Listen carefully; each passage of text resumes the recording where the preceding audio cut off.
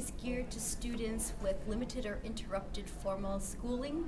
Different parts of the country have different acronyms for these students. Sometimes they're called students with limited formal schooling. Sometimes they're known as students with non-formal schooling or non-formally schooled.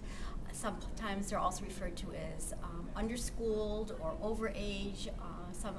There are a lot of different acronyms, there are a lot of different labels that are used for these students in different parts of the country, but something they all share in common is that they're ELs, or English language learners, who have limited and or interrupted formal education. They have not been able to fully participate in age level appropriate content level knowledge and literacy. They either have very limited literacy skills or sometimes they have no literacy skills, and they certainly also lack the content knowledge that I mentioned, and they also very often are not aware of school culture, or they have limited familiarity with school culture, especially as what we expect here.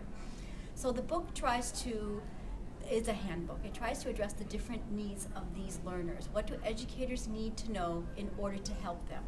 They need to know the different types of SLIFE, or students with limited or interrupted formal education.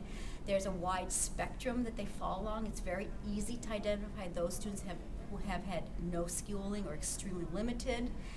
But it's harder to identify those ELs who've had some, or who come with paperwork that says they've had age appropriate, but we don't know exactly what that schooling was in their own country. And schooling may be limited in the sense that there were few or no resources, that the teachers were not fully trained, or that it was a very traditional non-Western style of schooling, or other reasons. And that's one of the reasons we refer to it as limited, not just interrupted, which is often used in the East Coast, the idea of interrupted. So it may not have been interrupted, it may have been limited.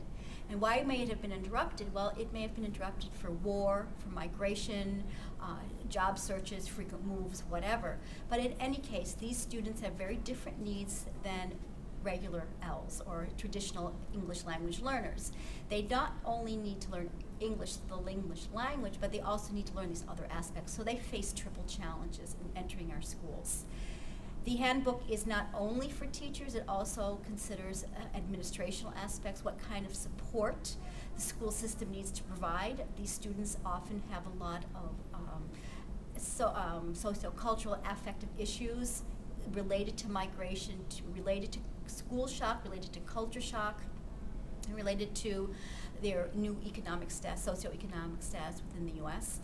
We look at we include Maslow's hierarchy because we found that a lot of our teachers that we worked with, I said this most important thing in understanding these students is that they're not traditional. They do suffer culture shock as all English language learners, but they have so many other things. And if we're not attending to their basic needs and helping them with their basic needs, they can't focus on the higher needs.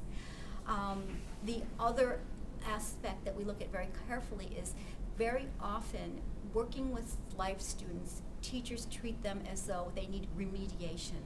These students don't need remediation. They did not miss learning the first time around. They didn't get it the first time around because they never had it.